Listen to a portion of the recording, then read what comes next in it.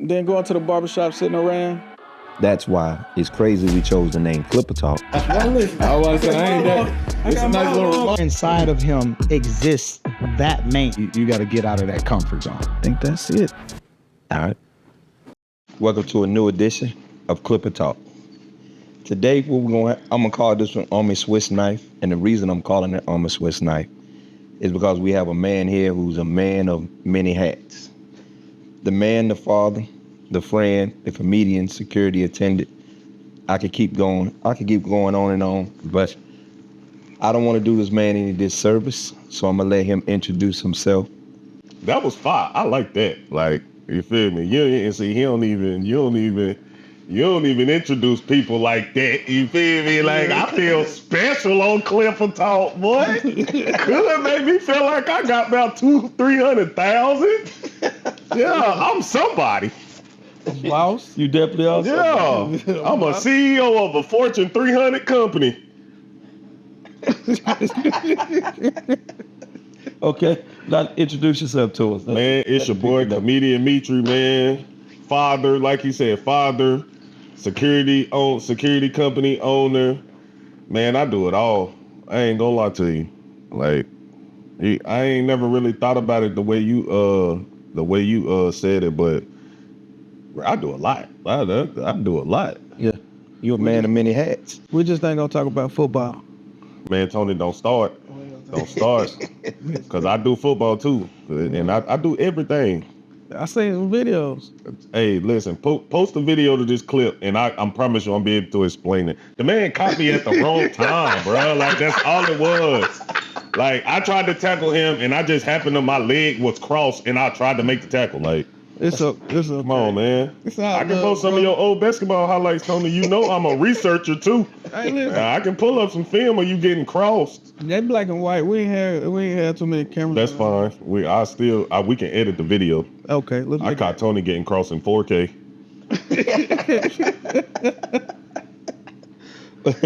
Okay, well, I want to give you your flowers. You know, we do have a lot of conversations, and we're not gonna put the personal information out, but I've seen you adapt to situations, and I've seen you be in situations and you handle them with a lot of maturity far beyond your years. So I want to ask you a quick question on, like, in your resilience, being resilient, what would you say is the core of that maturation process? Honestly, man, I think it just comes from me coming from a place where it's so easy to fail. Right. You feel me? But being able to just adapt to the cards that you done been given, and just being resilient and being scared to fail for my kids, for real. Like, I think that's what gives me the most motivation. Like, just keep going, no matter what obstacle pop up, no matter what's going on in my life, what I got mentally going on. Like, just to keep going. It's my kids, man, and just coming from nothing and striving to want something, want anything. You feel me? Like, it ain't even just wanting one thing, just wanting better for myself, period. Like, that give me the motivation, that and my kids. Because it's not, when you got children, it ain't gonna be easy every day. Right. Like, and that's one thing that they don't tell you. Like, our parents do not tell us, no, it's a struggle every day. You feel me? Like, some days I fail and some days I accomplish what I'm trying to accomplish, but it's all about, like, being able to set them goals every day and just knocking them out. And if I fail, how did I fail? What made me fail? And how can I learn from it? Right. So you troubleshoot. Yeah. That's it. And so I would say, okay, now that resilience that you showing, you said that drive is for your kids. So I teach my kids, and my standard is there's no such word as can't. There's no such word as I can't do. There's no such sentence as I can't do this or I can't accomplish that. So I'm listening at you talk. So that boundary that you set, you pretty much saying, this is the example that you leaving your kids with no excuse. When your kids grow up, they can't say that if they want to be an astronaut, they can't say they can't be an astronaut. No, right. Because they saw dad when it looked like he couldn't do it, he pushed himself. Mm-hmm. Now that's one thing I do. I don't tell my kids that they can't do something or they can't be something. Because like I think that's the worst thing that you could ever do for a kid. It puts them in a box and makes them like basically like you setting them up to do what everybody else is gonna set them up for doing. Like go to school, be in debt, work 30 years, 40 years to get out of debt, and die. Like, nah, I ain't setting my kids up for that. If you want to be an astronaut, son, we gonna learn how to be an astronaut. Right. If you want to be a mountain climber, son, come on, let's go start at like go to inner peaks and climb walls and stuff like that. Like whatever my kids want to do, bro, I just try to feed into it. Like I feel like that's what a lot of people don't do. A lot of people don't feed into their kids, like because they want their kids to be just this one certain thing because they've learned to just live in the system of being one certain thing. No, bro. Like you can be whatever you want to be. Like I'm telling you, this is how I know you can be what you want to be. We had a whole live man who ain't never been in politics become president. Yes. And that's a debate in itself. Now, you brought up a man becoming a president that didn't know anything about politics. Nothing. Now, I want to ask the question, for the three of us sitting here. Do you feel that man did a better job than the one who knew politics? Yes. He doing better than the old nigga we got in there now. I don't care what nobody say, bro. Like, they need to bring back Big T. Big T had the money flowing.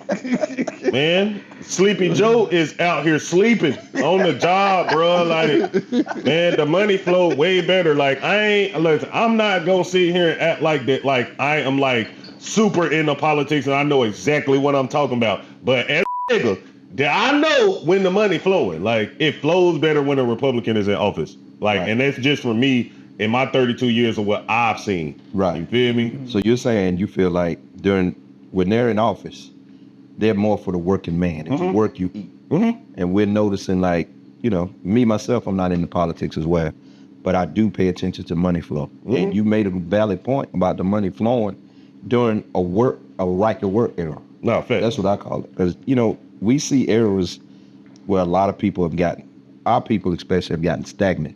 Because I think some of the repercussions of slavery is we waiting on reparations. Yeah. So we're looking at a system that gives handouts. We're looking at a system, but the handouts come with strings attached. Facts. And so we keep falling victim. It's like a commercial we joke about a lot, where the old man is throwing the dollar out, like, Moses. Gotta be quicker than that. Yeah. And so that's kind of like, based on what you said, what I'm looking at is, I did notice during Trump era, the harder I worked, the more money I made, the more opportunities I had.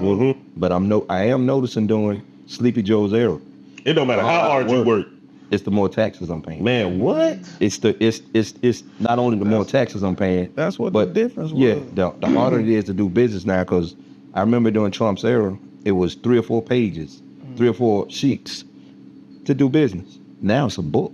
And then not only is a book, man, my wife was talking about it, like how complicated it is now to do business. Like when you call places now, nobody's answering the phone. Then you go online and you email. It's weeks before you think about how many people are emailing. So how can these people individually pay attention to you? So I 100% agree.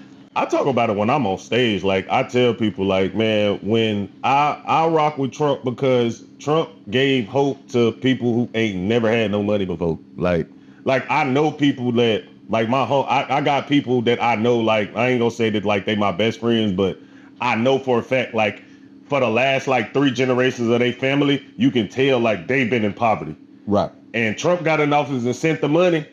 Bruh, these people got money now, and they've been on ever since. You feel me? They took advantage. Like, exactly. Yeah. Oh, Obama wasn't about to give us nothing, for one. No, he couldn't. He gave some people something, but we're not gonna talk about that. Right. You feel me? But that you could just tell, like, it just flow, man. The money flow better when a Republican is in office, man. It does. And then Trump is just like all-time entertainer. You get to hold on more because they give you the tax breaks. Yeah. Right.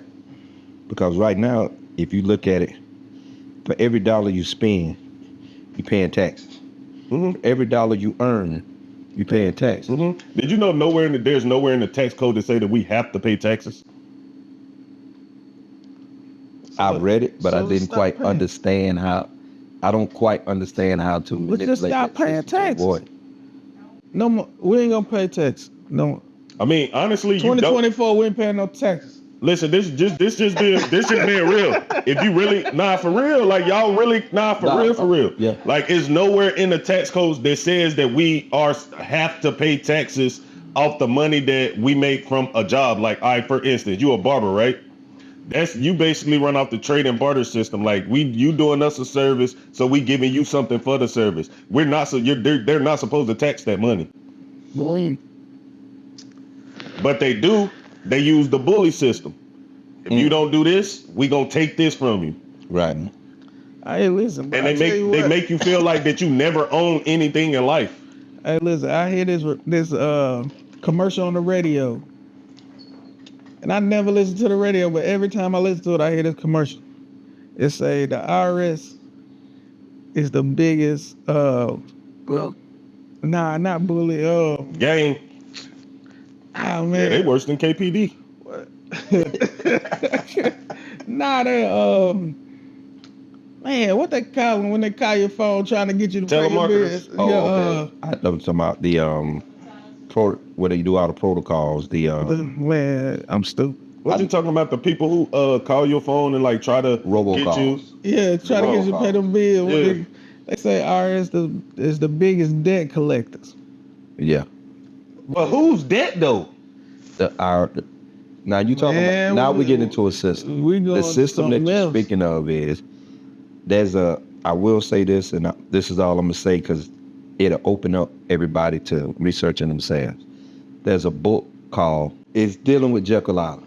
That's all I'm gonna say. I'm not even gonna give you the name of the book, but I'm gonna say research the creature of Jekyll Island. Jekyll Isle? Jekyll Island. Jekyll Island? And then you get a better understanding of who the IRS represents. The Federal Reserve it starts with the Federal Reserve. And from the Federal Reserve, it trickles down.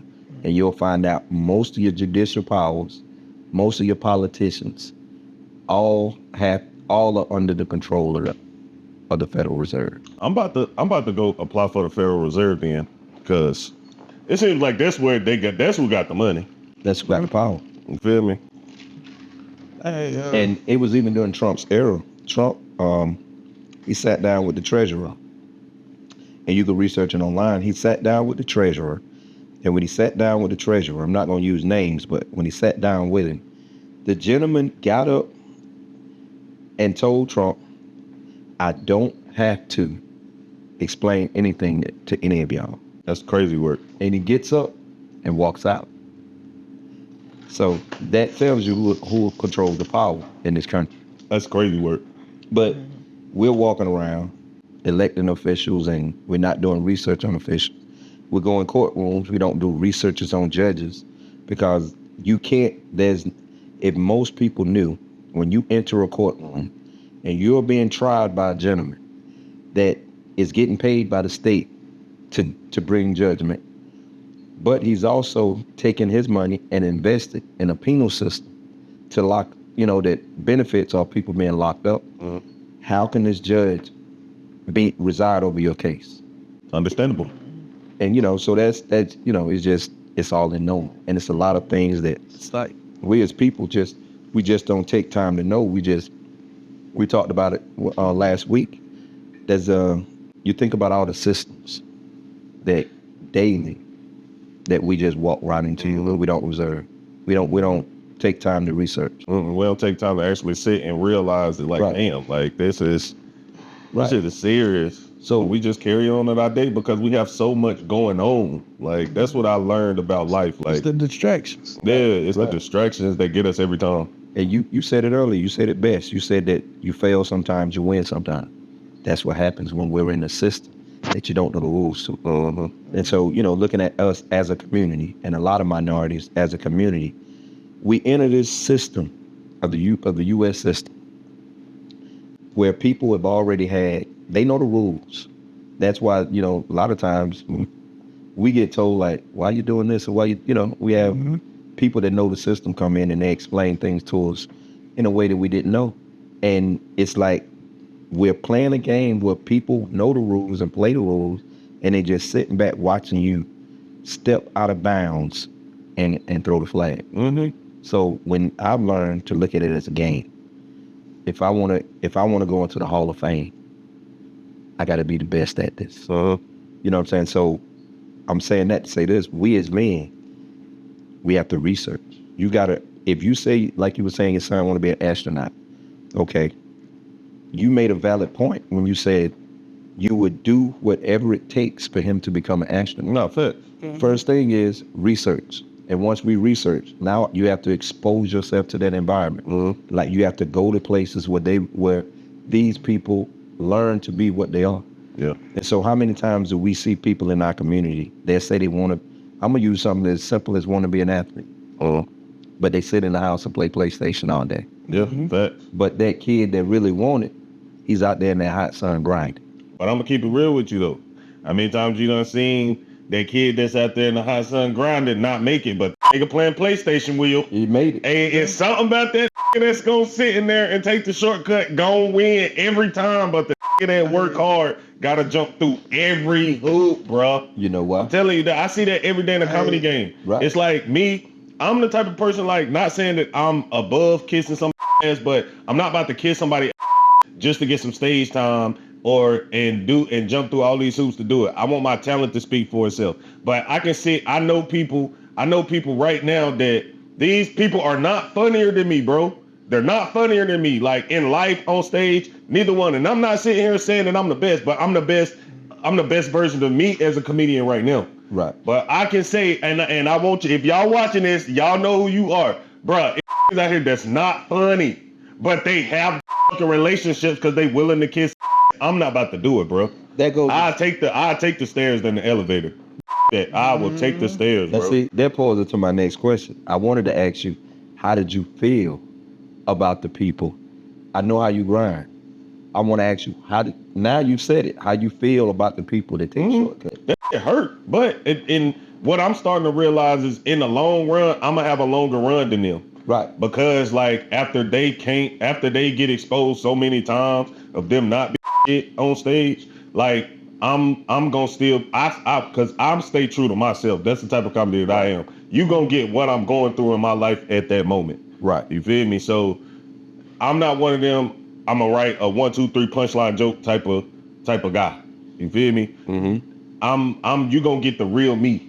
And right. I feel like that's gonna resonate with the people in the long run in the first place, because I'm gonna have more to talk about, and my style of comedy is gonna I'm gonna have a longer run than them, just because they gonna do this 1, 2, 3 punchline, but they gonna do that same joke forever. Right. You feel me? And I'm gonna switch my material up every year. So basically what you're saying is you're setting up your grassroots, where you're not just getting likes, you're not just getting people viewing you for this set. You're actually building, like, I call it a family, where it's people that's gonna constantly want to see what's going on in your life. Network. Yeah. So your comedy is more like life. Yeah, I got a whole plan with this comedy. Like, yeah, and not to interrupt you, but from what I know about your comedy, Ali Sadiq, I watch Ali Sadiq, and me and Tony, we ran across him online, and so he's a storybook.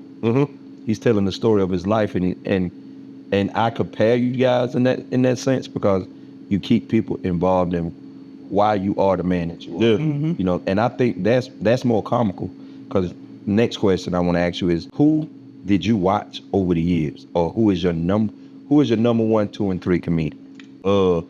My number 1 comedian all time, the GOAT, best ever, like there's nobody better than him, is Bernie Mac. Like there is nobody better than Bernie is the GOAT. Only because like Bernie made you feel like that you wasn't at a comedy show. And like watching him made me feel like that, bro, like that's like he my uncle.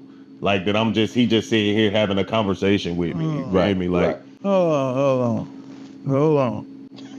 You ain't never watched Richard Pryor? He's not the GOAT. I'm not about to say no man is the GOAT that done sat on stage and said he sucked. I mean, But that's off of my morals. That's off of my morals and what I stand on, though. It might just be y'all might be older than me, so y'all feel like that man the GOAT. I don't. I personally watching Richard, I don't feel like that man was really all that.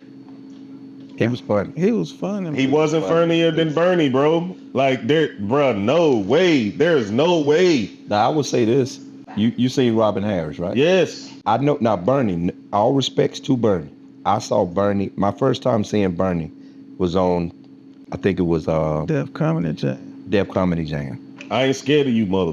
Yeah. Now when I saw him on there, and then I saw Robin Harris die, and you know them being from pretty much the same area, and I think his career really took off because and I'm knowing Bernie the way I knew him through entertainment, and you know from the various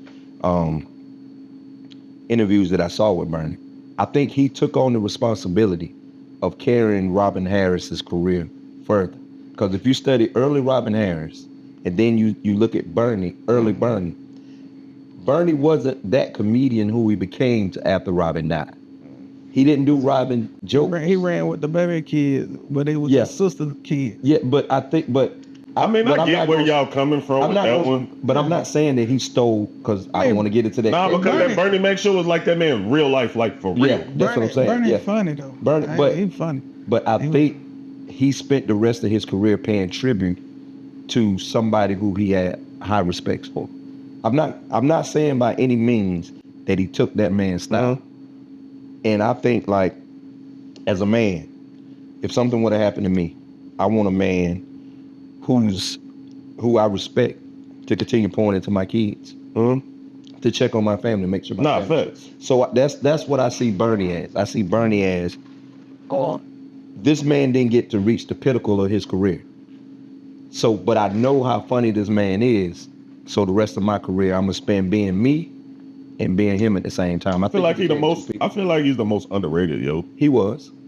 I feel like a lot of people don't give Bernie his flowers, bro, and his credit. Like, there ain't really a lot of people that's as funny as that man, like, for real. Bernie carried the Kings of Comedy. He did. And I don't want to sound like a hater, but Kings of Comedy, you have to earn it. And you know what I'm saying? I don't think there was no audition for it. It was just some guys who were selected and said they were Kings of Comedy. And that's not how it happened. No, I'm saying, like, the niggas that's on Kings of Comedy, like, I actually studied these niggas, like, bruh, like, at the time, they were like the black comedians, like, of that time. Like, it was all of them except Steve. And I'm not knocking Sid, but I'm not knocking any black man getting money, but I never really stole his joke. I would stay out of that arena. Hey, but this the thing though. Listen, one thing I've learned though, like, they recycle people jokes. People do recycle jokes, and on top of that, people will steal your material and whole lot flip it to, like, use on their own. Like, cause I never forget it. I did this comedy competition at Central Piedmont, and it was a white guy that went on I think he was right after me after I got off stage. I didn't listen to his set. I usually don't listen to other comedians like that when I'm on a competition, cause I don't want nothing that they done said to resonate with me, and then I come up with a joke after that. Right. Feel me? Right. Especially when I do like comedy competitions and stuff. Right. So I got off stage. I went back to the green room where everybody was at, and I was just chilling. Like, everybody else was in there watching everybody set. I don't do that. Right. But the guy who was managing me at the time, he was like, "Man, did you listen to dude's set?" I was like, "Nah, bro, I've been back here." He was like, "Bro, just took your whole, like, two of your whole jokes and just flipped it into a white person's perspective, bro." And bro moved on to the next round with that shit, bro. And I didn't move on to the next round. Like, he basically took everything that I said, flipped it into and looked at it from a white person's perspective, and said it on stage and moved on to the next round, bro. Like, people steal all the time. I don't mind. I don't care. Right. I'll change some shit up quick. Yeah, right. Because in other words, if I'm the writer, that makes me feel more powerful. Because I know if I wrote it and somebody else can use it and prosper, And if I'm the progenitor of this, that means that I'm gonna write some better stuff than this, but this time it's gonna be mine. Yeah, oh my. Right. But it's crazy that you say that because I actually found the phone that my kid's mom recorded the what's the name on. I'm gonna take the clip and post it so y'all will know I ain't lying. Like it's crazy work. Like, but people do it all the time. I done sat and watched people like all the comedians will be in one room before the show, and we'll be talking about everybody be sitting there back there cracking jokes, and people will go out on stage and do the jokes that we were just sitting back there cracking. It's a cold game, bro. It's a cold game. Dog eat dog. Yeah. I'm telling you. Are there any comedians in this area that may have made it or on the way up? Man, I'm just playing. I'm just playing. I'm just kidding, man. Yeah. I stay in touch with T Springs. Like, that's my partner. Like I can call him at any point and ask him advice on something, and he gon' keep it real with me. Like I can go do a show recorded, send it to him, and he gonna give me his honest opinion about the show and about the material. That's why I personally like him so much from around this area, because he has never sugarcoated anything for me. Like, and on top of that, like I done been in situations where he done gave me stage time, like took away from his time. If he got 20 minutes, he'd give me 5 in front of him to come perform just to tap into his audience. And it's like, gotta respect that. I respect people who gonna help me and keep it real. Right. This guy named Tyrone Burstman, he real funny. He a straight shooter. This dude named Ryan Davis, he from here too. I mean, I don't know bruh personally, like on a personal level, but he from here too. Like T Springs been on tour with him. Other than that, nah, I don't really keep in touch with nobody else really like that. Like if I do a show, I might book some people. Right. But it's not like I know these people personally. I've maybe seen them out, seen their comedy and stuff like that. But I try to keep my circle small just because I see how the comedy game is here. Right. Which it should be better because we have a lot of talent, but it's messed up, bro. Right. Dog eat dog. Yeah, right. We learned that from the barber game, and I'm not from here, and I didn't even know people here. People found out about me. My name was Dirt. I'm messing up heads. We'll see it. I got a question for y'all though, because I've been knowing y'all since I've been coming up here, and y'all some of the coolest dudes. Y'all need y'all flowers for real. So if we can take a break from you asking me questions, I want to ask y'all a couple questions, make some statements, because I done sat and watched y'all grind from somebody else's shop to y'all having y'all own lavish lifestyle shop here with and the hot towels on the faces and stuff. Like I done seen it all. Like, and I want to just say from the community where I'm from to y'all, like we appreciate the services that y'all provide here. Like we really do. Like this is the space that I can come to. Like even if I'm just at the house chilling and I want to get out the house, I can go get my son and we can come up here and we can hang out. And we appreciate being able to have people like y'all in y'all community, bro. Yeah. For real. Appreciate it. And I really want to know how did y'all end up in being barbers? Well, first of all, I'm gonna say this. You don't hang out with your son in a barbershop. Wow. You'll be like, can he stay here for a minute? I'll be right back. That's cap. That's cap. Personally though, I personally feel like I should be able to leave my son here, see it as y'all charging $65 for a cut. Yeah. You feel me? I feel like that should come with just a little bit of. You feel me? My son actually likes you, Tony. He thinks you're a cool guy. Can we go see Tony today? No, son. And letting you pluck my son in the head again, Tony, I promise we're gonna have a problem too. Well, we're gonna have a problem because I'm gonna do it next time I come in. Okay. All right. I'm just gonna let you know. Show up one barber, please tell me you got a backup that you can call to fill a seat. Well, what I do is, they in the holograms now. Yeah. So it'll be a hologram over there. Hey, man, rest in peace, Tony. Hey. Yeah. But no, I'm like, for real, how did y'all get into like barbering? Like, first off, how did y'all meet each other?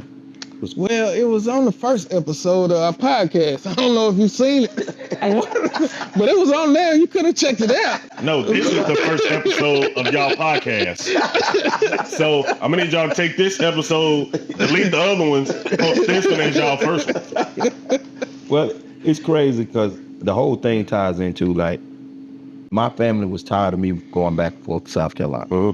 So my wife ran across somebody who knew Boston. Yeah. And so she set up a meeting for me to go meet Boston. I went and met Boston.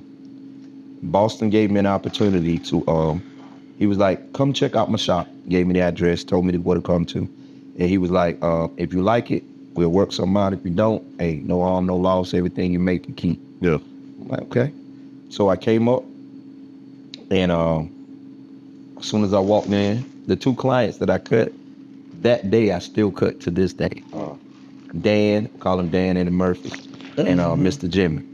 And so I walk in, so Dan jumps in my chair, he cracks a joke. Dan like, I just want a haircut, man. If you mess me up, it'll grow back. You know, he blurted that out. So I'm fresh in the shop. I don't know anybody. I don't even know Boston. I just met it.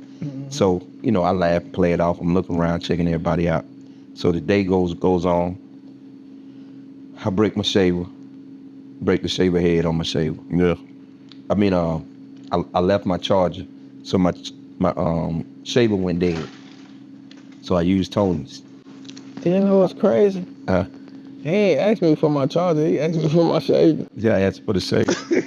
You gave it to him though, right? Yeah, I gave it to him. So I'm that guy. using it. And the foil break.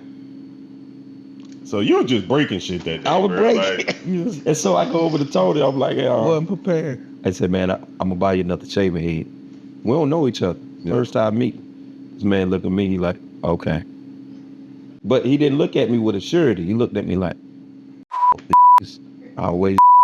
that's what Tony do. He light skinned, man. Yeah, so Tony treat you like he a white man for real. Like, I ain't gonna lie The to you. thing is, when you, now, don't get me wrong. I done been in some barbershops with some good dudes, but I done been in some barbershops. It was a couple snakes in there. Yeah. right. And when you run across them people and you see something happen and you be like, you done seen this before, Right. you kind of expect the same outcome. Yeah. You know what I'm saying? This dude done broke my shaver.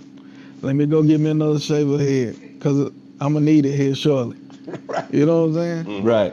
But he got another shaver head. Yeah, so when they got it. And y'all been tied in ever since. That's where the bond started. Yeah. He knew then, hey, I could trust this guy. Yeah. And there was times where like, he'll tell you, man, we leave money in the drawer. He know money in the drawer. I know money in the drawer.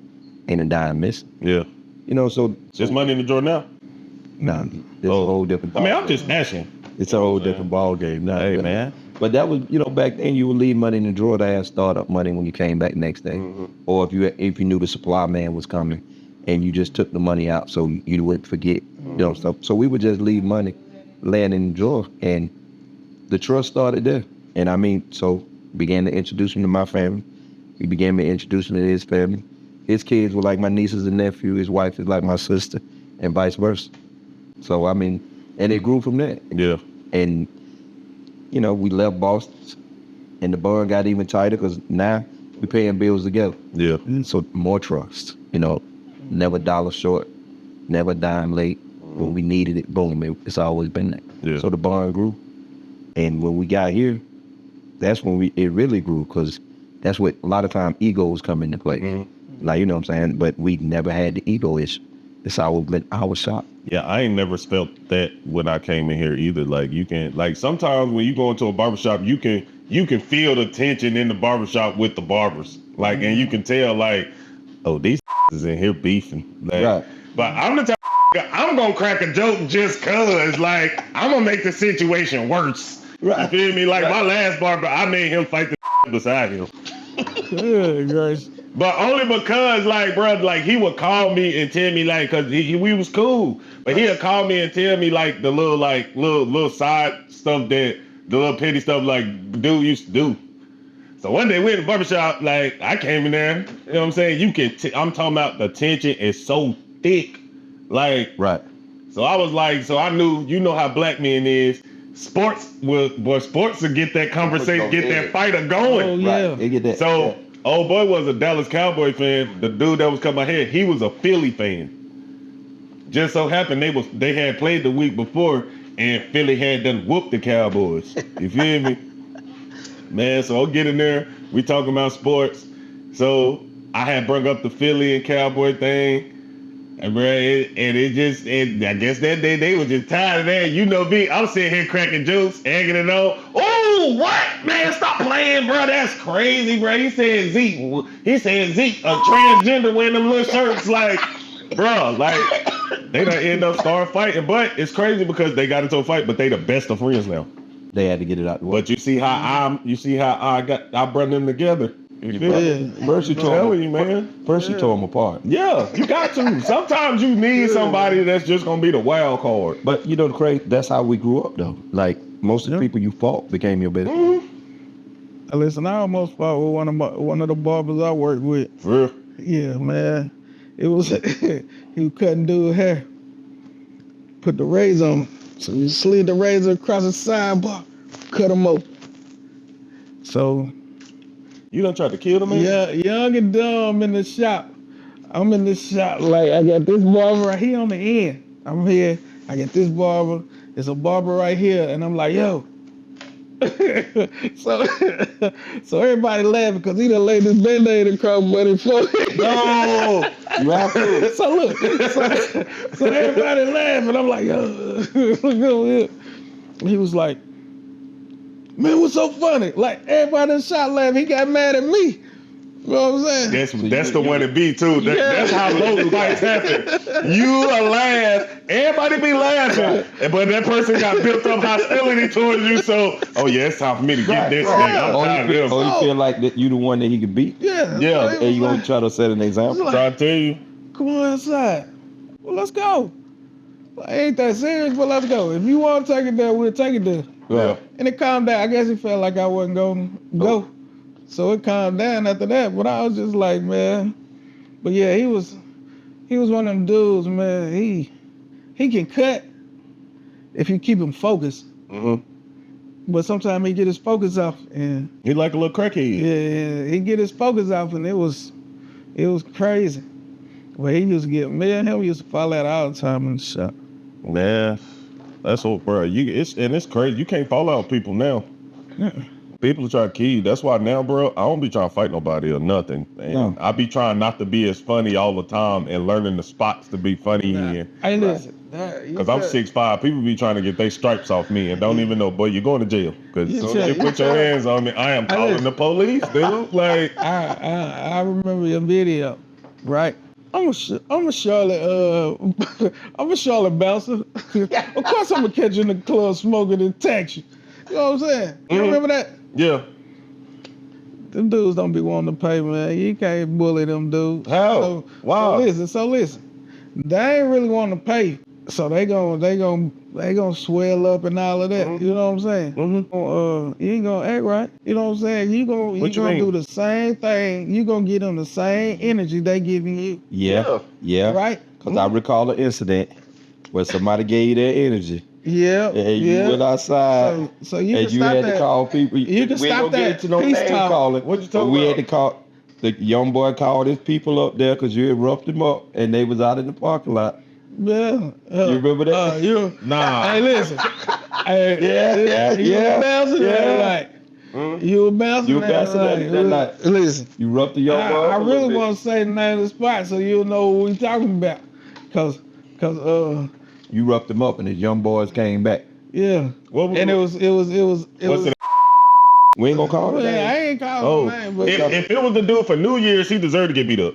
yeah. He deserved to have that knot on his head that I put on his head and everything. Yeah. The nigga punched one of our bottle girls. Like, Oh, for real. She didn't shine a light long enough. nah. And her boy, worst part about it is, A lot of money for I'm gonna tell you why it went so bad though, because you punch one of the bottle girls, and on top of that, like, bruh, you did it in front of her boyfriend, and her boyfriend didn't do nothing. Like, her boyfriend, I know him, I grew up with him. Like, I honestly felt bad. So, Right. you feel me? Like, bro, and then you hit a female, bro. Like, Listen, you deserve to get beat up. So listen. I put a knot on his head. I'm just playing devil's advocate, okay?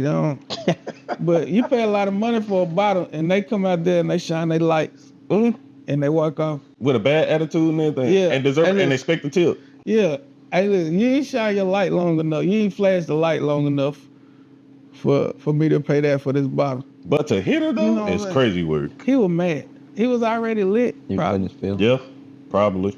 But this is my thing.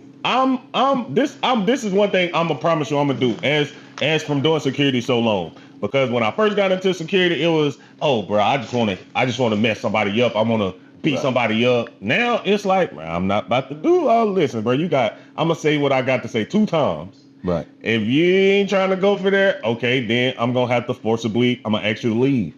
If you don't wanna leave, you can you can call me broke, say I'm a top flight security guard, all types of stuff, like rent a car. Like you can say all of that while you walking out the door and don't put your hands on me. Right. But as soon as you put your hands on me, I'm going to show you why these people hire me and why they hire Robinson Security and Incorporated to secure their spot. You know, I'm gonna show you why. Right. And I'm gonna make an example out of you. But other than that, like my job is to diffuse every situation, right? And try to look at the situation from a level head. You feel me? And make sure my job is to make sure everybody get home safe the same way they came. Right. Right. And I understand that. Sometimes people gotta leave with a knot on their head. And I understand where you at now, cause now you're a little older, and you got kids, so you look at things different. Facts. You know what I'm saying? So now understand that you that security guard now that's gonna show up in bowler shorts and flip flops, and a t-shirt. I might depend on what kind of spot I'm doing security at. Yeah. So you ain't there for no problem. You know. I'm never there for a problem. I'm there to keep the problems from happening. Yeah. And I'm there to, if there is a problem, to make sure that the problem doesn't get out of hand and the problem doesn't get to the point to where we have to call other authorities in. Yeah. You know, because once the other authorities get in, I can't do nothing. They gonna do what they want to do by how they feel when they pull up. You never know. You might call the authorities and you might get a man that's going through some stuff at home. You feel me? You might get a man that he don't want to see none of these people in here leave for nothing. You feel me? Like you might call the authorities and get a man that he feel like he want to shoot him a black person one day or something. You know what I'm saying? Like it's I'm trying to make sure that everybody as our people, because I'm mostly getting called for our people. I'm trying to make sure that our people can go out and party, be safe, and everybody get home the same way that they came. You feel me? Without having to put that other man in the midst of what we got going on. Right. And you want to make sure the establishment that you at keeps solid reputation. And exactly. You don't want it to be known as a brawl and shootout. So you want it to be known as you can come in here, you can relax, you can have a good time. But when there's drama, we not gonna have drama. Yeah. Hey, but let me tell you what's crazy though. Like one thing this is gonna sound crazy, but no spot that I've ever done security at has gotten shot up except for a spot that I did that a white person owned. That's crazy. For real. No cap. I've been in one shootout at a club that I worked at, and a white man owned the club that we got into the shootout at. That never made the news. Never. Of course not. That's definitely not going to make the news. But any black establishment that I've ever worked at has never been like shot up or anything. Locally or like when I'm out of town doing security. But now I'm trying to get away from doing like the club security because I've gotten into like the private security side. Like I got me a truck. I'm trying to get me another black truck so I can do this over the road like personal security for people when they ready to go like state to state.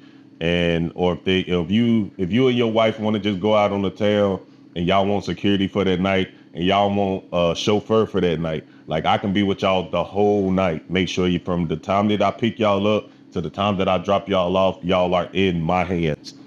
Okay, so now that evolution of it, that's you, but you're still delegating and keeping your other business going, right? Yeah. Okay, so I still do a contract with you and send security guards to your establishment. Right. But as far as me, I'm trying to move on to the private security sector of life. And that's beautiful because now that one business is going to be able to give you 2 income. Right. Cause I remember you saying like, you did security when a few rappers came in town. And, Yeah, I done did security for a few of them. I done did security for the Baby. I done did security for Krishan Rock and Blueface. I done did security for Drew Sidora. I done did security for a couple NBA players like Seth Curry. Lord, what's that boy name? He played for the Miami Heat. James Jones. James I think it's James, the light skinned guy. Oh, He got braids. He beat up one of the no, teammates. you're talking about the twins. The twins. Martin twins. Yeah, the Martin twins. One played in Charlotte. Yeah. One played in, Them. Who else I done did security for? I done did security for Glorilla when she came to the city. I done had a couple people, man, and you know I always get good reviews from everybody. That's beautiful. Yeah, being in the right place at the right time. Honestly, that's how I get a lot of the celebrity. But it's your personality. Yeah, like a lot of people don't understand.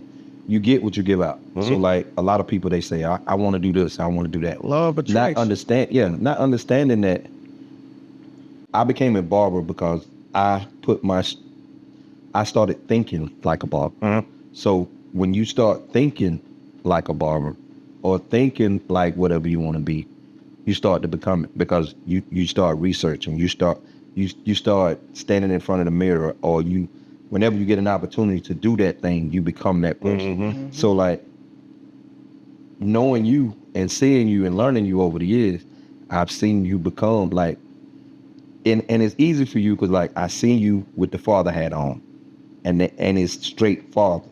I've seen you with the comedy hat on, it's straight comedy, and now I'm seeing you with the security side, and I'm seeing straight security.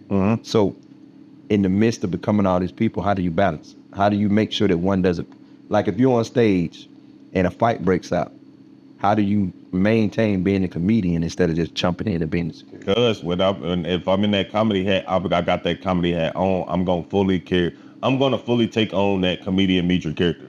Right. You feel me? Right. But when I'm with my kids, I'm gonna fully take on like, okay, I'm just Demetrius. Right. Like that has children and you know what I'm saying? When I'm in that security, when I'm in that Robinson security character, I'm gonna fully take on that character. And then I just learned to take on characters, man. Like, and that's why I remember when I first started, I told you I was like, man, I got a plan with this comedy thing. Right. Then I want my comedy to transition to acting. So whatever I'm taking on, I take it all the way on, and I go so deep into that character. And I see that. You feel me?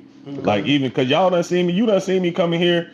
Y'all done seen me go through like really a lot of evolutions because y'all done seen me get fired from jobs, be working at a job, get fired, go back to doing, you know what I'm saying? Like it's and nothing changed. And most people when they lose a job, they get stressed out. And like even say it's been, you know, I want to bring but it's been incidents where like you having issues with co-parenting, and like we'll talk about, you know, we'll laugh, we'll joke our way through it, and then next time we talk, you know what I'm saying, it's like, boom, oh man, that situation's over with. So I've seen you put on the many hats. Yeah. And like it feels good as a barber to know that people think a lot of you when they're going through stuff, and they can come and talk. And when we talk, it's genuine. Like, you know, a lot of times, man, me and you, we didn't bump heads. But to anybody listening, they'll think me and you want to fight each other so hard, so bad, bro. But I give you the raw truth. Yeah. You know what I'm saying? And it's not that I'm giving you the raw truth. It's I know what you want in life, and what you want in life, that's not going to help you get up. That's going to pull you further from it. Nah, facts. You know what I'm saying? So in our relationship, I think that genuine aspect, that's who I am, and you see me do it with anybody. And I'm brutally honest, but at the same time, I say it out, and I say it in a way where it won't all the way offend you, but I get to know you first before I talk to you like that. But and how did me and you get to that point that you not take it personal? What part of you? That's how I knew that you got big dreams, because you don't take minor things personal. I had to stop just letting anybody control my emotions. That's as a black man, Trigger. like that's one of the things that we really got to work on. Right. Like just crashing out over some feelings, bro. Right. Right. Like I don't put expectations on people, so I'm never triggered by. I don't give people that type of access to my emotions. Right. You feel me? Like most of the time, and then when it, like you said, when it comes to you, like I don't know, if I come somewhere and I feel comfortable, I will whole life like use that as an escape, man. Like Right.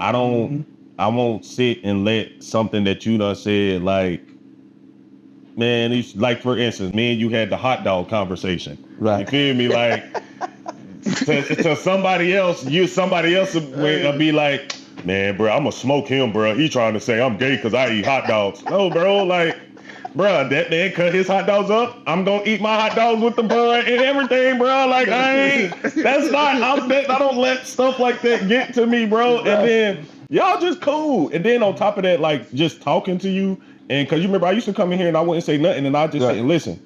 Listening to you and Tony talk, it made me realize that like y'all are versions of the man that I'm trying to get to. You feel me? Y'all older than me. Y'all got y'all everything established. Y'all got y'all own building with business owners. You and Tony got lovely wives and stuff. Like that's the life that I really want. Right. You feel me? So with that, when you see that and you see another person with that, you strive for that, man, and you look up to that, man. For real, honestly, that's why it doesn't bother me when like we sitting here joke around and stuff like that, because man, y'all are doing more for me than y'all really think so. Than y'all really know, just by having a relationship with y'all and being able to, I know at any time I can call y'all, and if I'm going through something, I can pick the phone up like, man, what should I do with this situation? Right. And I know y'all not gonna be like, man, this nigga wants something else again. Like, you feel me? Like, nah, y'all gonna give me the real advice that I need and stuff. And like, that's what resonated it for me. And I'm gonna give you all the good, bad advice. Nah, facts. That's what I got for you. Nah, facts, bro. Tony will make you think you gonna crash out, but it really be some good advice for real. Right.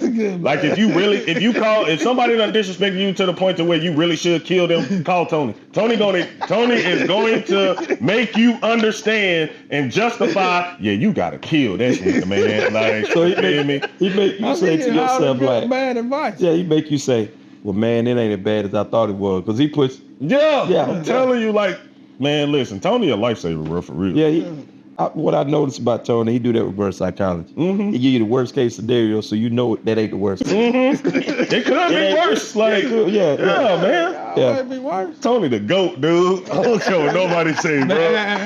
Tony the GOAT, man. For real. Oh man. Yeah.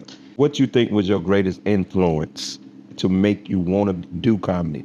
Was it a situation in life? Was it a comedian? Was it friends? Was it people telling you was funny? Nah, What? it was my uncle. Okay. It was my Uncle Smokey, Garfield Robinson. Like, my Uncle Smokey was like low-key the funniest dude ever in life. Like, I swear to God, like more funnier than Bernie Mac and everything. But my uncle never took the time to really sit and channel like his real inner comedy. Like, for real. I swear to God, like this man was hilarious, bro.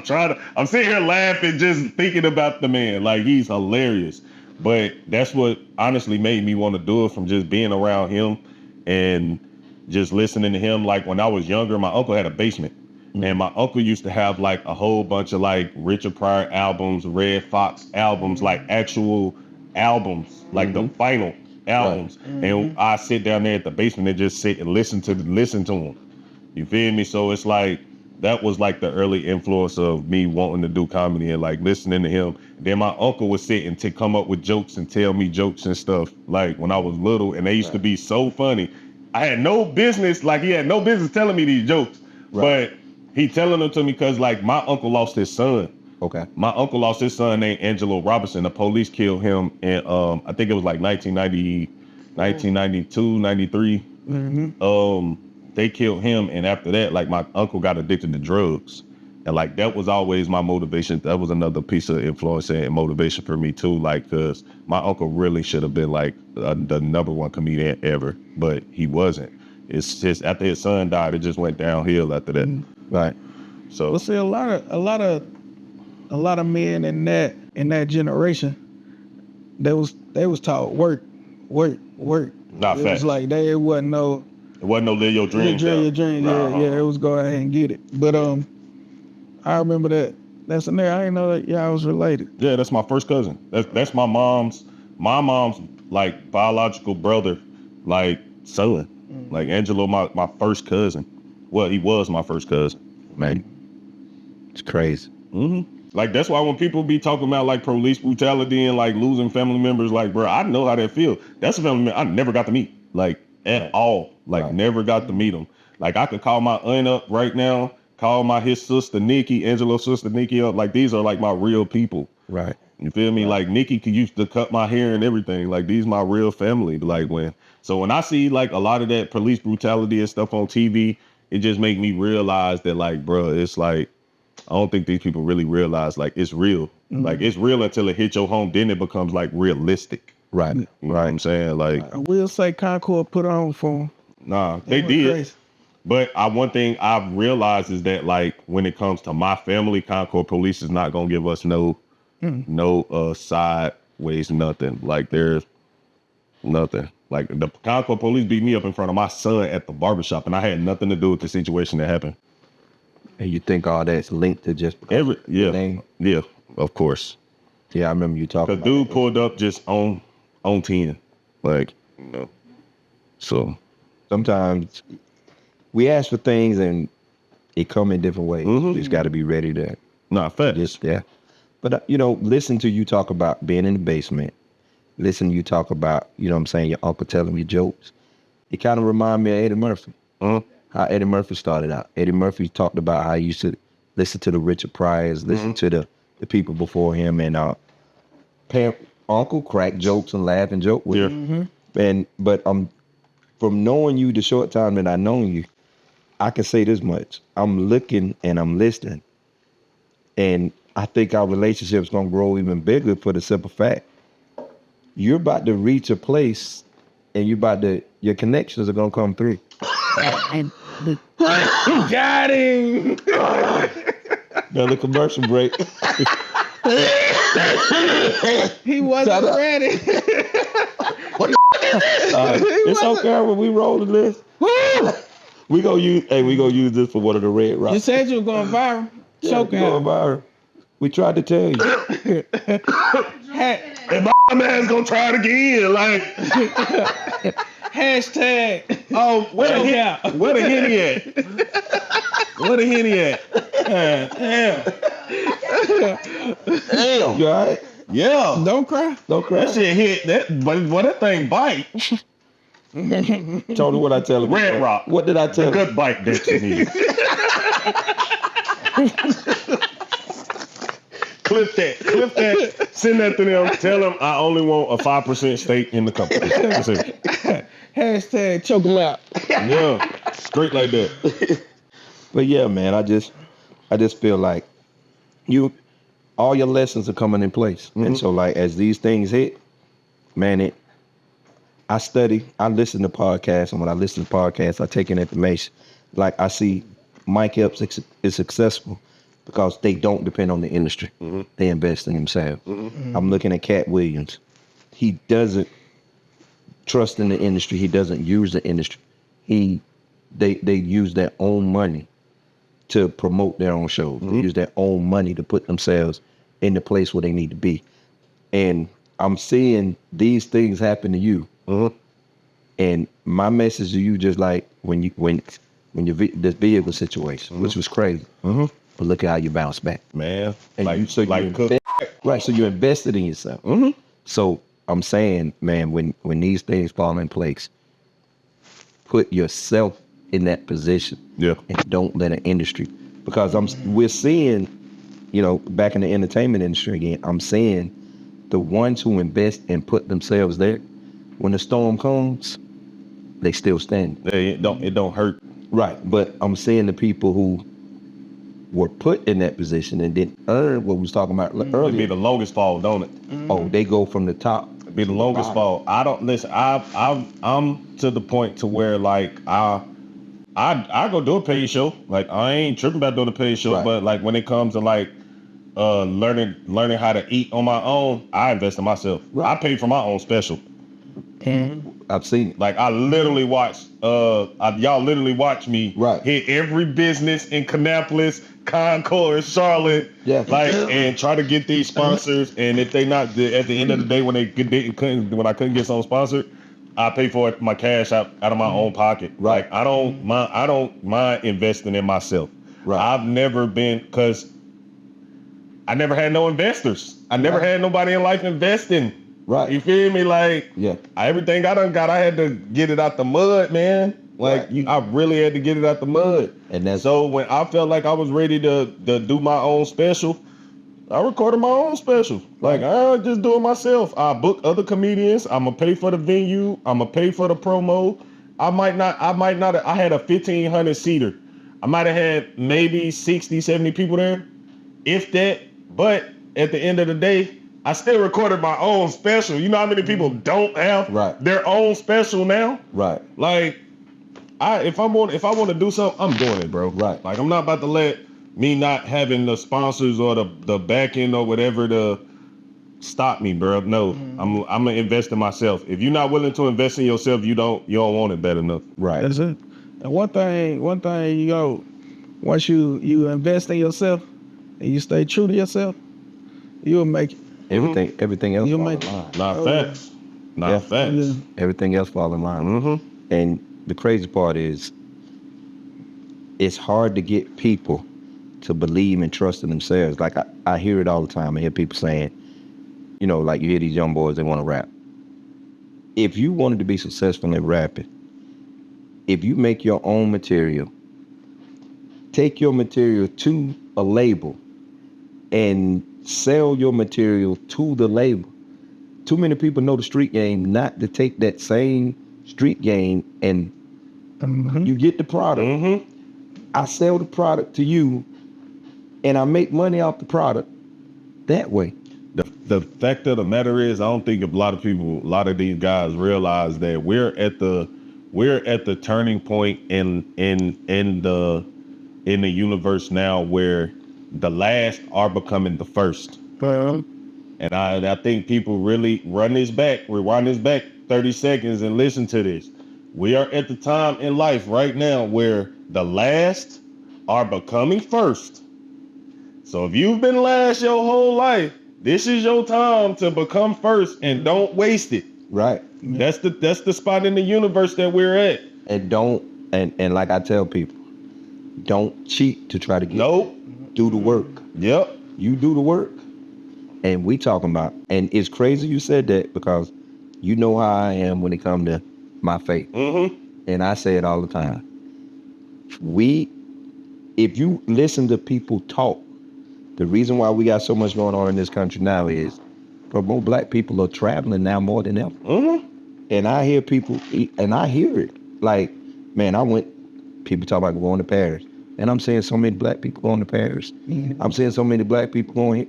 Bro, that is a sign that we got money. But the problem is, we're putting it in the wrong hands. We don't know what to do with our money. And I tell people all the time, you think about throughout the process of the day, how many times do you spend money with people who look like you? And I'm not saying this I want people to understand, this is not being racist when I say that how many times you spend money with people who look like you. I'm saying this as a people, you have to first heal. And I was having a conversation with somebody yesterday, and I was explaining to him, like, picture a table with all the different nations that exist within this nation sitting at that table. Okay. You get the different nations. Some people can bring petroleum to the table. Some people can bring land to the table. Some people can bring gold, etc. You know, different things to the table. Now, what we need to do as a people is sit down and say, when we sit at that table, what resource, and I'm gonna say blacks in America, what can we bring to the table? Everything. But I'm talking about what resource. The only true resource you can bring is that skin and bone that you got. You can do all those things but they gotta open the door because they control that resource. So we have to get back to the basics. And what do we have that a lot of people don't have? We have more money than a lot of other nations have. But that's why everybody else has been rich, because we take some money. Because we are consumers. Right. And so we have to, we got to trick our brain. Yeah, we are the consumer. Right. Like, I don't think people really realize, black people really realize that, like, when people market, when these companies make these commercials and to market their product, they're not marketing it like, I hear people talk about that's a white person product. No, bro. These people are marketing to black folks like we are consumers. Right. Like, do you know how many infrastructures will fall if black people just say we're not spending no money for a whole week? The fashion industry dead. And I'm gonna give you a prime example. Growing up as a child, I've never seen so much sing and dance in areas that didn't even put us in the category of buying their products. And I'm gonna give you a prime example. Toyota. Growing up, it was jumping up in the air, clacking your heels on a mountain. Now, you got hip hop playing and dancing in the car. Yeah. You do it. Speaking of Toyota, right? And I told you this before. I think it was a Corolla commercial. So they had the white family. They riding around chasing the dog around the neighborhood. Dog Then I was on Toyota. Nah, they found them. They asked for them. My bad. Then I'm on another channel. These girls, they riding through the city lights headed to the nightclub in their Corolla. Right. You know what I'm saying? So they know how to market us, right? Because when you look at us, it's all entertainment. Right. You know what I'm saying? We want to entertain. We want to be entertained in everything. We want to look good and be entertained. Right. So that's what they throw in front of our face a lot. Like, we can be no more than that. Like, you know, you see, you just look at this. I'm gonna say this. This is why Jaylen Brown, and not because I'm a Celtic fan. Shout out to the Celtics. You know what I'm saying? We know. I knew this was gonna pop up at some point in this interview. Oh yeah, I knew this was coming. Oh bro, it's gonna be green for the next couple of weeks. It's gonna have to have some green. I respect it. We did that thing. But Jaylen Brown, man, I gotta give shouts out to Jaylen Brown, because I'm seeing a young man that knows his value. I'm seeing a young man that he doesn't have to be disrespectful to push his way through, because what he's doing is life changing, and people are not even noticing. Like, this man negotiated his own contract, the largest contract ever in the NBA. This man, they're saying that he is not marketable, and I'm gonna tell you why they say he's not marketable. They come to him with the sing and dance. Hey, do this commercial. I want you to sing and dance. Or I want you to promote this product that you don't believe in. This product right here, look at the ingredients, these products, man, I don't want my people drinking that, so why am I going to promote it? This man is turning down money and standing for his people. Kyrie Irving is back in the league right now, got back in the league as quick as he did because this man stood up. So I'm saying that to say this, like, we need to stop spending our money. If a product only see us as singing and dancing, why are we still spending our money with this product? That's Amos and Andy. That's when we first broke into entertainment. This happened in the early 1900s. If you look up Amos and Andy, the first movies that they made with us, they had us with stretched ties.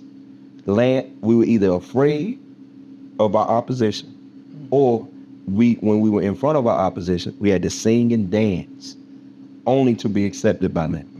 Hey, that's crazy that you said that, because when you said Amos and Andy, well, I just thought you were talking about famous Amos chocolate chip cookies. Like, I swear to God, that's what I thought. I swear I thought that's what you said. Yeah, like, when you said that, I was thinking, like, what? The cookies been around since the 1800s? Like, I was like, what? Like, but that's crazy. I didn't know that. Yeah, because, like, if you look it up, this was early 1900s. The first time we were featured, well, it weren't painted faces. It was real black people.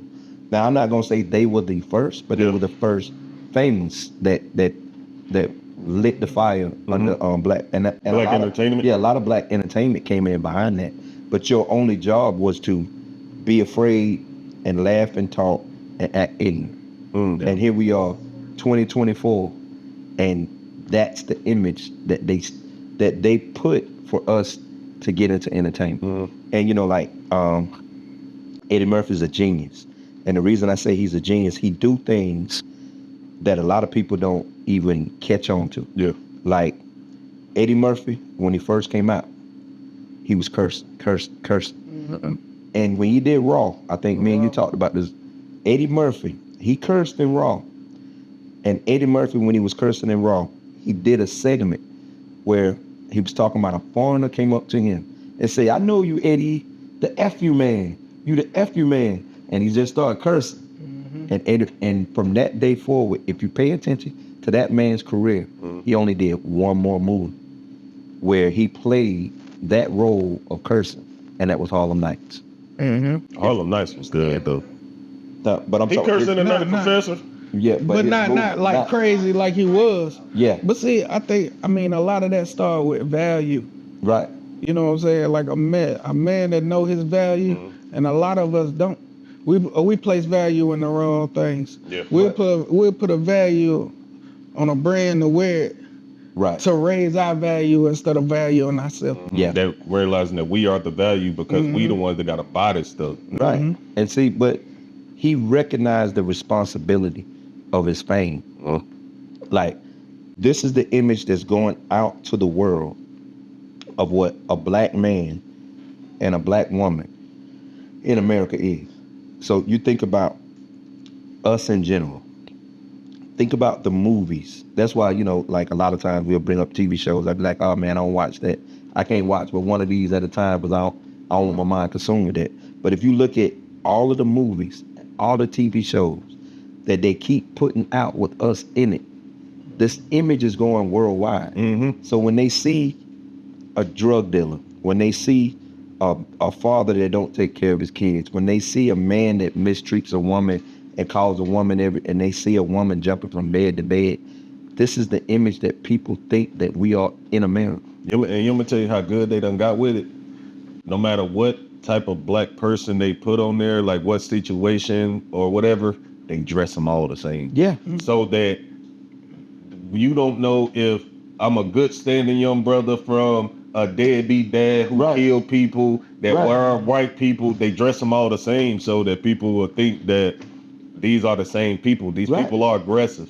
Right. You know how many times a white woman done clutched her purse walking past me? And you probably got more money in your pocket than she got. Probably. And still thought about grabbing it. Just that's what make me want to grab it, just from her clutching it. Like, man, I ain't even like that, but I can show you that I am. Man. What Carlos Miller said? I'm stronger than you. For real, man. Like, it'd be crazy, bro. Like, but it's just, I just feel like that we have to get more conscious as a people of the image that we put out. That's why, honestly, when I try to I put out content, I sometimes on purpose try to look dusty on camera, just off the simple fact that this next video I'm gonna come in, I'm gonna be fresh as hell.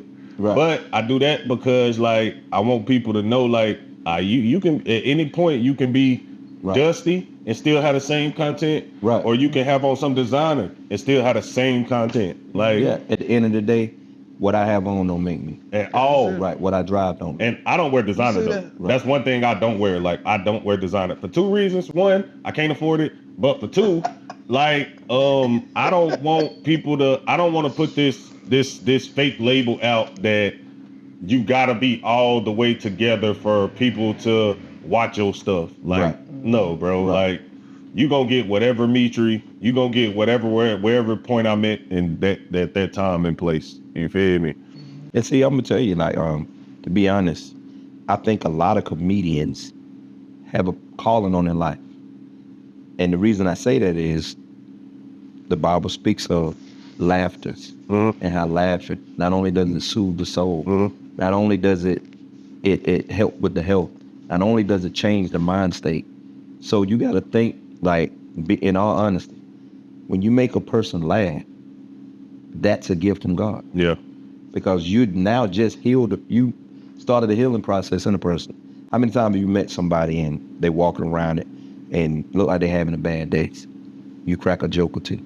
that person laughed and just forgot about everything that they were going on. You know what I'm saying? So I'm saying that to say, man, just keep using your gift, man, to change lives. That's what I try to do, bro. Like, we're in a space now in life where mental health is like really big. Serious. You feel me? Yeah. Like, and a lot of people don't take the time to, there aren't a lot of people that got people in their life that's gonna give them encouraging words or make them smile or just tell them anything that's just gonna brighten their day. And you never know where people at, because right now it's hard, bro. It's hard to live right now. If you don't have a support system, or if you're not in a space right now where you actually getting enough money to be able to live the life that you need to be living, right, and take care of your kids and stuff like that, like, it's hard, bro. So I personally hate to see people like frowning or down on themselves. That's why, honestly, like, I'm able, and I think it is a gift from God, like, I'm able to strike a conversation with anybody. Right. Like, I don't care who it is. Like, right. It can be the maddest gangster in the city, right, to the I've seen it. smallest little kid that's right. like, I just try to bring joy and laughter to people, man, because like I've been in that headspace where I felt like I wanted to give up on everything. Right. You feel me? I grew up without a dad. I know how it feels to be alone, and nobody should have to feel that way, man. And if I can just change one person's life that day, if somebody is having a bad day, if I can just change that one person day and make them, you know what, like, bro, I'm gonna be all right. Right. Though nothing that I go through is gonna pass. Right. You feel me? If I can do that for one person every day, I'm cool with that, bro. Honestly, I'm not chasing the fame. No. Like, I can care less about being famous and stuff. Right. Like, I want to actually touch people in a real way. You feel me, with my comedy? Like, so that's what I do it for. That's what's up. Now I'm gonna say this, man. In closing, I'm gonna ask you, what advice would you offer to an aspiring comedian, a businessman? Picture somebody standing in front of you, asking you like about business, or asking you about the comedy, the space of comedy. What would be your advice? I tell them, live in the present. Live in the present moment that you're in right then. Right. Don't think about what done happened in the past. Always know that you want better in the future, but live in the present. Like, that's, a lot of people don't do that. Like, you gotta live in the present. If you live in the present, you will always hold on to what's going on right now, right then. But also, if you live in the present, like, you'll be able to dictate your future a little better. Yeah. Right. Because you gotta live in the present, man. A lot of people like Tony said, it's the distractions. Right. Live in the present, bro. Be yourself and stay true to yourself, but live in the present, man, because there's nothing like the present that we live in. People be too focused on tomorrow and yesterday, and they be so focused on tomorrow and yesterday, they forget that we are here today. Right. Gotta live in the present and just stay focused, man, and you're gonna get to where you're going no matter what. I promise you. And if it's for you, it's gonna come to you. Yep. Right. And one thing I tell my kids is, you can't change yesterday. Use today to make tomorrow better. So you stay in your present, but use your present day to set you up for tomorrow. Right. Don't worry about tomorrow, cause it ain't promised. Right. But just in case it do come, you use today to set that up. Right. Fix what you can today. I'm telling you. Now, this is my mind state. My mind state is whatever I did yesterday, I got to be a better man today. Yeah, I live by that too. Yeah. And then like tomorrow, I'm trying to be better than I was today. You know, and I keep a perspective that way because I'm always improving.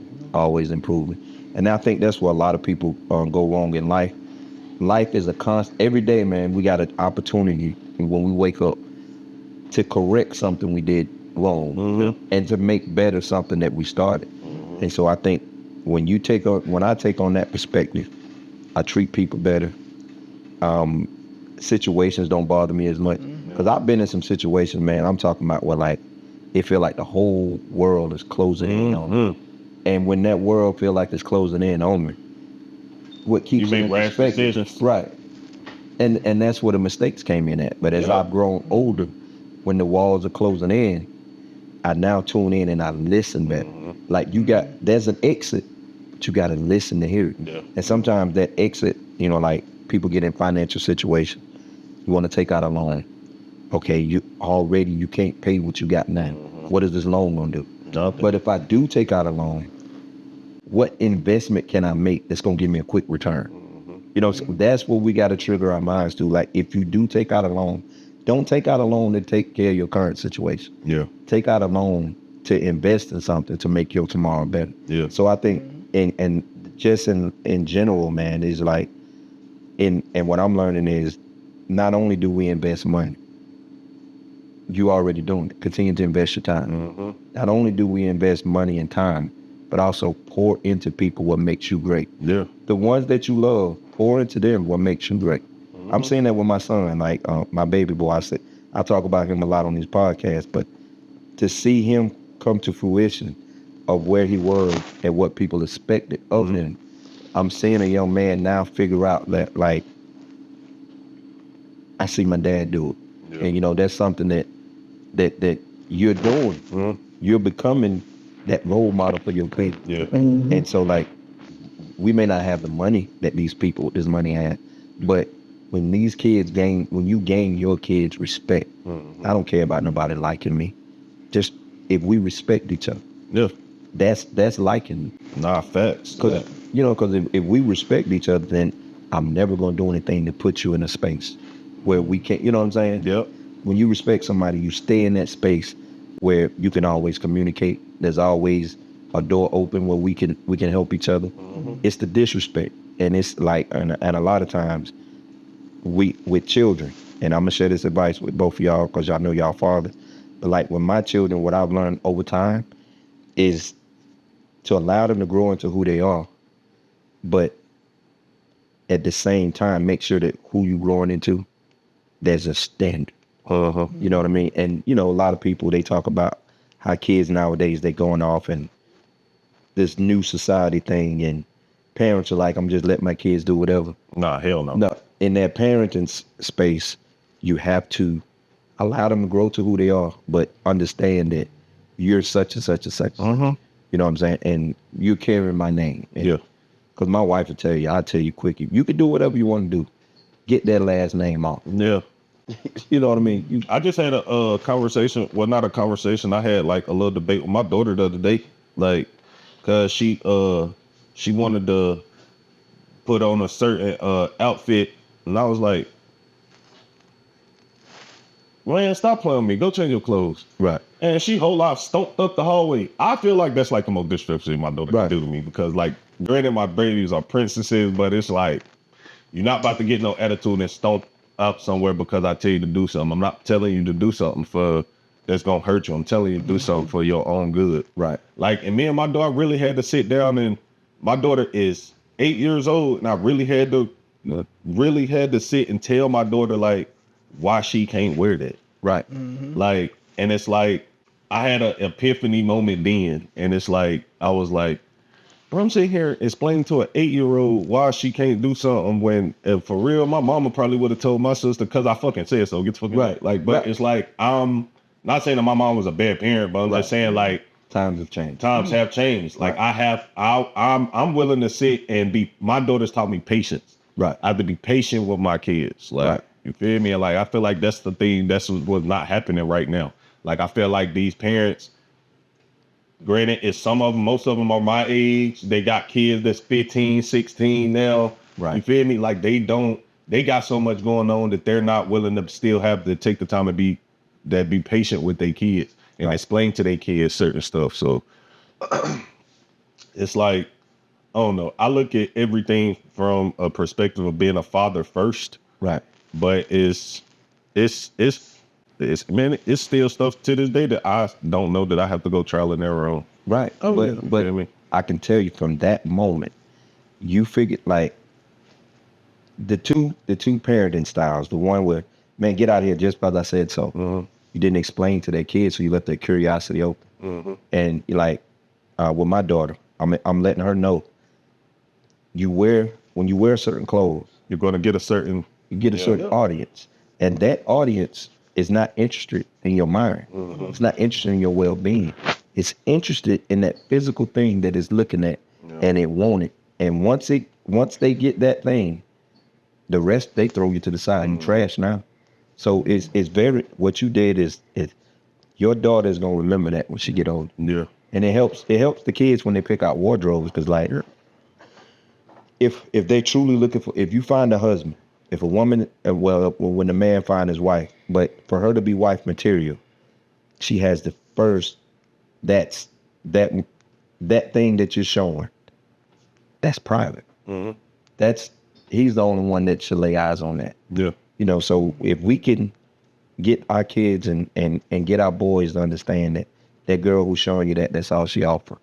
Yeah. You know, and that's what they've done. They put all this on TV, and our kids unknowingly, they want to do this thing because they do that thing. Mm-hmm. And they lose the beauty of themselves. And that's why I think a lot of people go through the tragedies that they go through in life, because for so long we've looked to this person and that person, and we've taken on that persona. Mm-hmm. And like you said earlier, they think all of us are alike, mm-hmm. because mm-hmm. they got us all dressing alike. So nobody taking time to decipher. I don't think people take the time to realize that, bro, being yourself is the best thing that you could ever do. Right. And that's one thing I've prided myself on. Like my whole life, I've had points where I tried to be something that I'm not, and every time crashed out. Right. Feel me? Right. And that's why I got to the point to where it's like, bro, I'm going to be myself regardless, bro. Like, if I don't want to do something, I'm not going to let nobody pressure me into being something that I'm not. Like, playing this gangster role, all of that. Nah, I ain't doing that, bro. I'm not no thug, but I will send you to the hospital. My whole thing is like, I'm just going to be myself, bro. You got to be yourself, because everybody else is fool. Right. Yeah. Like, it's just be yourself, man. Like, that's when I feel like that's what a lot of people get stuck on, like being something, trying to prove something that they're not. Right. Gotta be yourself, man. Right. And I stress that to my kids all the time. Like, be yourself. I tell anybody that, be yourself, because when you try to be something that you're not, that's where all your problems is gonna come in, because you gotta prove yourself to something. Ain't no traffic in your lane. I'm trying to tell you. I'm trying to tell you, this lane is clear. What we say all the time, only thing you can bring to the world is the best version of you. Mm-hmm. The best version of you is what's gonna make you shine. Yep. That's it. And I think that's why a lot of people that do respect me, because they know what people who know me know that I'm not about to fake who I am. Right. I'm gonna be this way, no matter who in here. And y'all can even attest to that. Right. It don't matter who walked through that door. Y'all done had politicians walk through there, NFL players, athletes. I just clown Chris Duhan on not getting his hair cut. Right. You feel me? Like, I done told I clowned the politician dude because he only spent $5 with the little girl selling candy. You feel me? And I know how much he get paid every year for his political campaign. Like, I'm gonna be who I am, bro. Right. Like, and people respect it. People respect it. Like, Duhan laughed. The politician, the lawyer laughed. Yeah, bro. Yeah. Chris didn't laugh, but he laughed. Chris just chuckled a tad. But I can tell, like, Chris got too much money. He'll put a hit out on me. Them NBA players will put a hit on you, boy. I'm trying to tell you, but like, man, you just gotta be yourself, bro. Like, I try to stress that to the youth. Like, it's crazy because I talk to a lot of young guys, and you can tell, I can always tell if I talk to a group of about 6 or 7 young boys, I know it's that one. He ain't really like that. Right. He don't want to hang with y'all for real. Right. He under the pressures. He's the one that's financing all of this because his mom and his daddy take care of him. Clarence. Clarence. Yeah, real nice. I'm telling you for real. But he don't. He got identity issues. Yeah, bro. And too many times in our communities, like, the kid that didn't grow up in the hood feel like, I gotta be hood. Mm-hmm. Because they ain't gonna accept me no other way, and we too busy trying to make people accept you who don't have any. I'm trying to tell you, I could care less, bro. I was one of them kids, bro. Who? Me. I used to be too. I was one of them kids. Me too. I grew up over here, where we was the only black family on the street, but my grandma stayed in Bethel, so I came over here to hang out, to party with her, and I didn't have the problems that some of the kids in Bethel had. You know what I'm saying? Like, bro, I don't remember struggling a day in my life. Right. And I ran over here to struggle. Like I wanted to struggle because I wanted to be a part of what y'all got That's going the on. biggest scam that we was ever Ain't it? taught. Like New- that. Crazy. Remember You new- gotta struggle for Crazy. something. The Like new character in yeah, ATL. it's You got crazy everything. because it looks like you, bro. Like, listen, I grew up in the hood for a little bit. Like, when I mean a little bit, bro, by the time I was in like 5th grade, bro, my mama had done moved us up here to Kannapolis, like to this nice neighborhood where she live at now. Like, bro, like I've always had, I can never remember not having what I needed. Right. You feel me? When it's I might not have what I wanted, but I had everything that I needed. Right. And it's like, bro, like I wanted to be like one of these kids that's mama on crack, daddy in jail. Like, in all actuality, bro, I sound dumber than a mug, bro. Like, But that's bro, my mama got all our bills paid. We don't miss no meals. Like, man, you tweaking, yo. But that's But it's the mentality. crazy, like that's the mentality. Charleston White was like, being accepted. Like we want to be accepted by the poor. Right. You know what I'm saying? Not really saying they poor, but it's that poor mind state. Right. You know what I'm saying? Like Ali Sadiq, man. Since I've been watching him, bro, that dude hilarious. Bro. Yeah, he is, bro. I ain't gonna lie. He Ali one of them special ones. In that domino effect, he was like, yeah, we seen it. We didn't want to be a part of it, so we stayed over here. You know what I'm saying? Like I seen it, and I wanted to be a part of it for a status.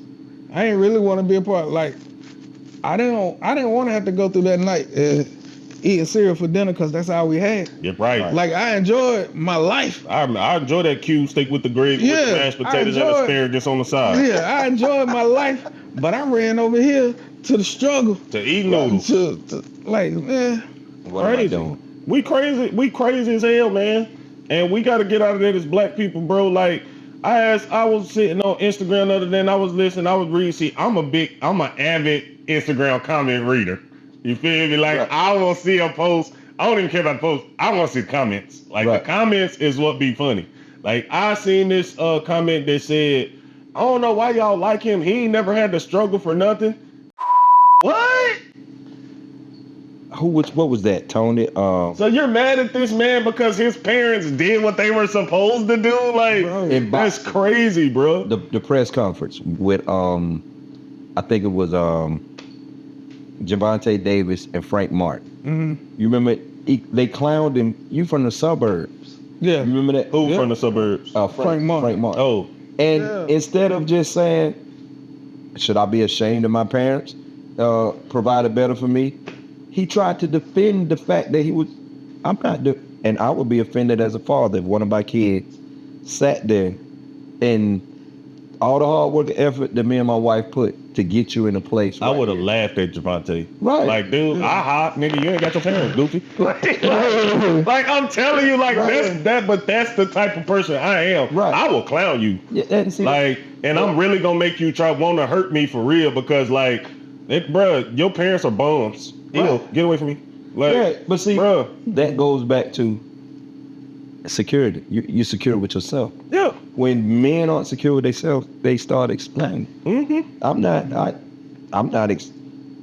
Myself, I never cared what anybody thought about me. Mm-hmm. My mama to this day, they used to say when I was a kid, something wrong with that boy. He don't care what nobody, because no matter what you did to me, it didn't bother me. I would find some kind of way to outsmart you or manipulate. Mm-hmm. She was just sharing a story with my wife and them last night about when I was a kid. You messed up by telling me what the week was going to be like. Because if I didn't want to be part of what was going on that week, I would outthink them, even as a kid. So my mama, she cooked Thanksgiving dinner. And she had already told me, we're going to eat off this all week. I ain't doing that. I got up early in the morning. I'm talking like 8:30, 9 o'clock, riding my bike, going to my homeboy. And I got the whole, when she get up and she come in the front room, I got the whole, just about everybody in the neighborhood sitting in my front room eating that dinner. I wasn't eating it the rest of the week. We got rid of that. She had to cook the next day. Mm-hmm. Crazy work. Crazy work. But I'm just saying, you know what I'm saying? So I've always said to myself, like, you, it's a thinking man's game. Yeah. And too many of us don't think we react. It goes back to what you were saying earlier. Chess. Men are the worst creatures when they respond out of emotion. Yeah. Yeah. And Every time I were done responded out of emotion, boy, I done caught a charge. it caught you. Man, and them paid lessons be crazy. Like that's what I look at. Right. That's what I call a charge. A paid lesson. Right. That's when you learn. Because you're gonna pay for it. And Right. it's like, man, when you get, it's crazy I'm sitting here talking about this because man, I just be so thankful, like where I'm at, not even physically, just mentally, bro. Mentally. Like, because I can sit and I see it. Like I see everything that you just said. I can play back parts in my life where I don't acted off to be emotion and Right. crashed out. Right. It's no men want if we think about our design, everything about you is war. When you speak, you can either bring war or you can bring peace. That's who we were made in the beginning. Yeah. And so like when you understand the power that you possess as a man, you begin to understand that I have to think, is this worth war? I want my peace. We talk about it all the time. Peace is the most expensive thing. Men go to war. A lot of people die for peace. Because the secret to peace is, I read the 23rd Psalms a lot. In the 23rd Psalms, in the beginning, he's telling everything is about, when he say, the Lord is my shepherd, I shall not want. If you picture yourself lying down in the green pasture, if you ain't worried about nothing. You beside the still waters. For water to be still, and water's at peace. Then he talks about, later on in the passage, he talk about going out. When he goes out, he's walking through the path of, he's on the path of righteousness. Then it leads him to the valley of the shadow of death. Now you picture yourself when you wake up in the morning. You going out here and you're not in a peace mind state. You don't know which path to get on.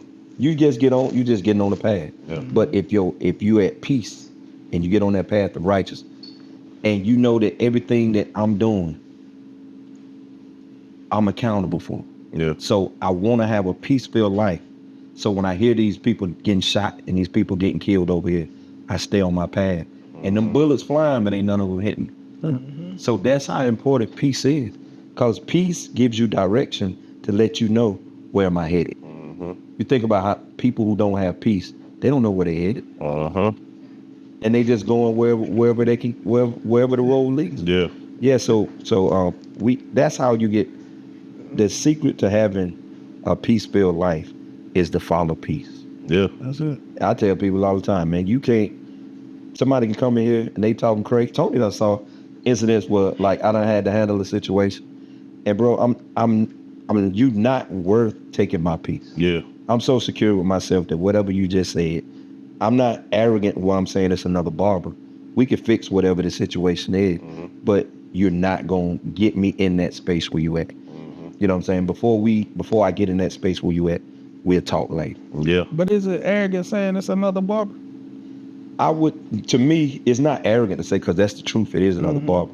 But I don't want a person to feel like I don't appreciate you. You know what I'm saying? Like if I say it's another barber, I'm feeling like at this point, I'm saying all the money that you spent with me over the years mean nothing. I want you to feel, my whole sense, and I'm learning what this thing means when the Bible said, doing to others as you would have them do unto you. If I'm upset about something, I want somebody to calm me down and to make me get a better perspective. So I try to calm people down so they can get a better perspective of the situation. Like the relationship we got, is it worth doggone exhausting our relationship because of one bad incident or because of one misunderstanding? Right. So is it worth it? So a lot of times when you make people calm down, they understand what you mean in their lives. Yeah. You know what I'm saying? And then like sometimes space is needed. And if they go out and you've seen people get upset, go out to another barber, then they wind up coming back because that barber don't talk to them. They can't text that barber and ask them like, is there anything, anybody that can do X, Y, Z? They don't have that contact with that barber, or that barber don't give them the same cut. It's not The barber is only, the other barber don't care. It's about the money. Yeah. And so when you find somebody, I always say it's bigger than money. You don't heard us tell people like, man, there's plenty of people I cut, and I know that they might, I know their situation, they're going through something. I'll be like, man, you good. Mhm. You know what I'm saying? Yeah, that's what I'm saying. Him don't do that. Hey, look. So you having a hard time? Man, Well, listen. maybe you need to wait on this haircut. Tony line, bro, cause it done been told. Tony done gave me 2 cuts. I ain't paid for neither one of them. He didn't wait till the third one to get paid for all 3. Like, Right. but not saying do that to Tony, cause I'm telling you, that door will lock on y'all before you try to run out. Right. What I'm saying is when you build that relationship with people, like people can pick up on your energy. Right. Mhm. You feel me? Like so. Bro, and that's what it's all about. Relationships, bro. Right. When you, no matter what business you in, when you run the business for yourself, it's built on relationship. Yeah. Right. You know what I'm saying? So that's why when it come to my clientele, like with you, you know what I'm saying? Like the relationship we done built, the relationship I done built with your son, like you was saying earlier, bro, every time he come to the shop, he give me a hug. Yeah. And I be like, man, give me some dap or something, man. Yeah. Man, my son loves the barbershop. But yeah, Right. but He starts sweeping. yeah. Yeah, that's why I do it, man. We done built that relationship. Yeah. Right. You know, That's so what it's all about. And so I want to be that person when my time is up, I leave this earth. I want to be remembered. And I don't want to be remembered as this. I don't want to be remembered as that. Mm-hmm. You know what I'm saying? And Yeah. that's what it's all about. If we do a self-evaluation and you think about how do you want people to remember, you know what I mean? Yeah. I've always said this, like, and it's crazy because I've been thinking about this ever since I was a kid. I've never wanted to be known for one thing. Like, I want to be known for Meatrie did this. Like, when I die, Right. you gonna sit through my funeral for 4 hours. For real. I'm about to make y'all watch some stand-up comedy. Y'all gonna watch me do some security. Y'all gonna watch me do some electrical. Y'all gonna watch me do some HVAC. Like, I want that list to be so long of all of these things that I've accumulated to learning how to do. Like that, it's gonna be crazy. Like, that's what I want. Like, they always be like, you shouldn't put your eggs in one basket, or you should just focus on one thing. No, the richest people in life have so many things that they did to get rich, bro. Yeah. Nah, focus, do everything that you can. Right. That's my whole thing. well, I'm gonna just come to you about it because I ain't sitting for 4 hours. Nah, once you come in, ain't no coming out. I ain't sitting for 4 hours. I'm telling you. Listen, if I die before Tony, make sure y'all come kidnap his. I want to say this to y'all. I want to thank y'all for having me, giving me the opportunity to come in here and showcase my talents on y'all platform and have a safe space for men to be able to talk as men. I really do appreciate that, man. And I feel like what y'all got going on right here, like, this gonna be great. Like, this really gonna be great, man. It's gonna be to a point one day that y'all ain't even gonna be able to do it no more. Y'all gonna have 2 other people sitting in this chair filling in while y'all doing something else. Like, I see it, man.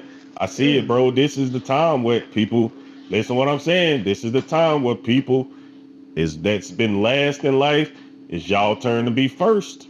I'm telling you. Oh yeah. Well, listen, man. Before you go, man, leave us with a joke. Leave us with a joke, man. Man, all right, I got one for you.